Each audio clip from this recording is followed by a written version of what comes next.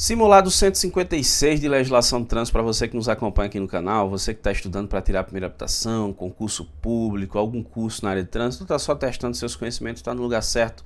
Já são mais de 150 simulados, mais de 500 questões respondidas e comentadas em vídeo aqui no canal. E vamos para mais um simulado, são 3 questões e a primeira delas é a questão de número 156, ó, que diz o seguinte: conduzir o veículo sem acionar o limpador de para-brisa sob chuva é infração.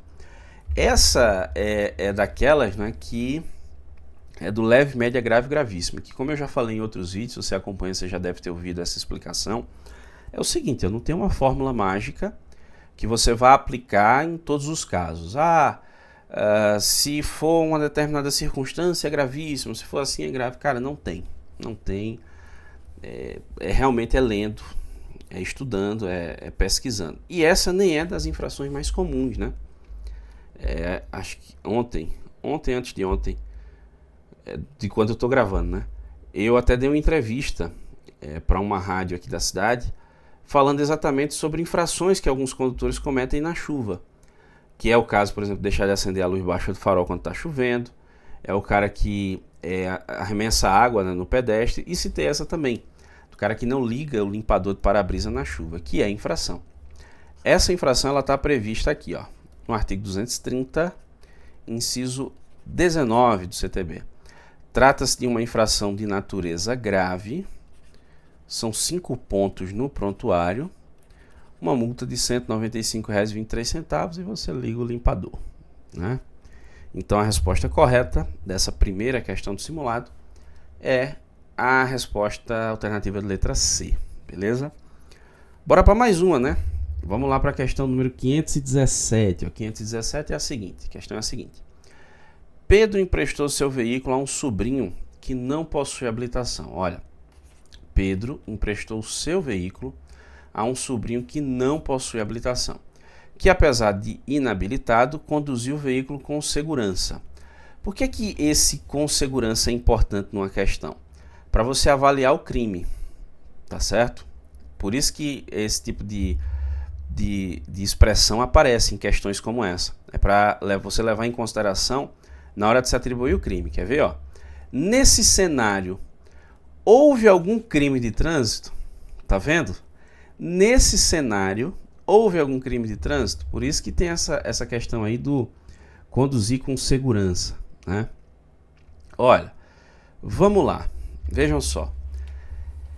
Na questão de infração administrativa eu não vou detalhar aqui, tá certo? Mas nós temos as infrações administrativas, isso é indiscutível, porque o critério aqui do agente é a objetividade, ele não avalia de forma subjetiva. Para ele, a conduta se amolda ao tipo infracional, administrativamente falando, viu? Sim, então é caneta. Não se amolda, então não autua, simples assim. Nesse caso aí o sobrinho de Pedro vai ser autuado, né? Lá no artigo 162, inciso 1 do CTB, por dirigir sem possuir habilitação, multa de R$ 880,41, que Pedro é quem fica responsável pelo pagamento. Claro que ele pode cobrar do sobrinho, mas legalmente é ele que paga. E Pedro vai ser autuado nesse caso, como ele está ausente, lá no artigo 164 do CTB, por permitir que uma pessoa inabilitada tome posse do veículo dele e passe a conduzi-lo na via. Aí são 7 pontos no prontuário dele, multa de R$ 880,41, né? Aqui, em tese, nós temos duas condutas que poderiam ser classificadas como crime, né? A do artigo 309 do CTB, que prevê pena de 6 meses a 1 ano de detenção, que é justamente o crime de dirigir veículo automotor na via pública sem habilitação. Aí tem um detalhe no tipo penal que é o seguinte, ó, gerando perigo de dano. Por que é que eu estou colocando isso aqui? Você já vai entender. E o outro crime possível é o crime do artigo 310 do CTB, que também prevê pena de 6 meses a 1 ano de detenção, que aqui é o crime de permitir, confiar ou entregar, eu estou cobrindo aqui, ou entregar a direção do veículo automotor à pessoa não habilitada, tá certo? Então é a outra conduta que nós temos. Os dois casos aqui, repito, de 6 meses a 1 ano de detenção. Olha o detalhe aqui, deixa eu até mudar a cor da canetinha aqui para ajudar. Olha, o crime do artigo 309 do CTB, ele só ocorre se o sujeito tiver conduzido o veículo automotor na via pública, ele estava, mas se ele estiver gerando perigo de dano. O que é gerar perigo de dano? Seria uma anormalidade na conduta que colocasse em risco a segurança viária. Sei lá, imagina, o sobrinho dele aí tava fazendo manobra, dando grau na moto, né? Aí, veja, você tem uma anormalidade na conduta, houve ali um risco à segurança viária, ele gerou um perigo de dano. Quando a gente fala gerar perigo de dano, é qualquer tipo de dano, seja ele em alguém, né, um dano físico, ou seja ele um dano meramente patrimonial. A lei não distingue, ou seja, ele tem que ter criado um risco à segurança viária. Não ficou claro, por quê? Lembra lá que eu disse, ó, ele conduziu o veículo com segurança, mesmo sendo inabilitado. Então não caracterizou o perigo de dano, não tem o crime do artigo 309. Diferentemente do crime do artigo 310, que é por permitir, confiar ou entregar a direção do veículo automotor à pessoa inabilitada. Esse crime aqui é o que a gente chama de crime de mera conduta. O que é isso? Basta que tenha sido praticado o que está descrito no tipo penal para que o crime ocorra. Esse é o entendimento do STJ quando da edição da sua súmula número 575, Superior Tribunal de Justiça, que entendeu dessa forma. Trata-se de um crime de mera conduta. Com isso, dá para a gente responder agora. Houve crime do sobrinho de Pedro? Não. De ambos, não. O sobrinho dele não cometeu crime. Sim, de Pedro. Pedro se lascou aqui, velho. Pedro cometeu esse crime do artigo 310 do CTB, ó, permitir, confiar ou entregar a direção do veículo automotor à pessoa inabilitada, levando em consideração o que prevê essa súmula do STJ. Não, porque não houve risco à segurança, por parte do sobrinho dele, né? Então a resposta correta aqui é a letra C, ó. Pedro praticou o crime. Olha a bronca. É pra você ver, né? O quanto é bom, entre aspas, viu? Tô dizendo. Bom emprestar o veículo para alguém que tem carteira, né? Ele comete uma infração, você também. Se ele conduzir com segurança, assim, sem anormalidade na conduta, sem colocar em risco a segurança, ele não pratica crime. Mas você pratica, né? Então, vê, ó, aí ainda tem 7 pontos no seu prontuário, se for habilitado, 2 multas de R$880, que legalmente é você que fica obrigado a pagar, não sei que ele faça o ressarcimento, e ainda responde criminalmente. Legal, legal, legal.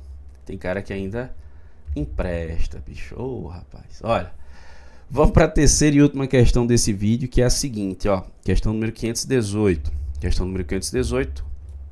Para qual dos veículos abaixo não é dispensada a utilização dos dispositivos de retenção para o transporte de criança? Ou seja, qual dos veículos abaixo, em outras palavras, não precisa, eu vou usar o termo genérico, viu, de cadeirinha, mas aí inclui assento de elevação, bebê conforto, enfim, olha. No CTB, o artigo 64, ele traz essa questão do transporte de criança e atribui ao CONTRAN a competência para regulamentar. O CONTRAN, por sua vez, regulamentou isso lá em sua resolução número 819 de 2021, é a que trata do tema. Então, alguns veículos ali não precisam usar o dispositivo de retenção. Quais são esses veículos, né? O táxi, os veículos destinados ao transporte escolar, os veículos de transporte coletivo de passageiros, os veículos de carga, desde que tenham mais de 3.500 kg de peso bruto total, e os veículos de transporte por aplicativo, desde que o sujeito esteja em serviço. Se ele estiver no horário de folga, ele tem que usar, não tem que usar. Então aqui, ó, visto isso, conforme resolução 819, agora a gente consegue responder, ó.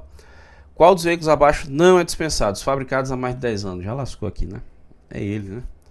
Pelo fato dele ter sido fabricado há mais de 10 anos, ele não está dispensado de usar o dispositivo de retenção. Pelo contrário, ele tem que usar. Não sei que seja, ó, transporte coletivo, táxi de carga com mais de 3.500 quilos. Realmente não precisam, né? Então a resposta correta aí é a letra A. Cuidado com aquele não ali, às vezes na questão. Se ele é rápido demais, às vezes você confunde, viu? Cuidado. Não é, o cara quer, é como se ele quisesse a resposta incorreta, né? Então cuidado com esse não aí. E aí, acertou tudo? Deixa aí nos comentários. Errou alguma? Deixa aí nos comentários. O que é que você errou? Qual foi sua dúvida? Deixa aí nos comentários. A gente vai tentando te ajudar. Qualquer dúvida, ou se você concorda com algo discordial, fica à vontade. Eu estou sempre acompanhando os comentários e vou tentando ajudar de alguma forma, beleza? Agradeço muitíssimo a você que me acompanha até aqui. Um grande abraço e até a próxima.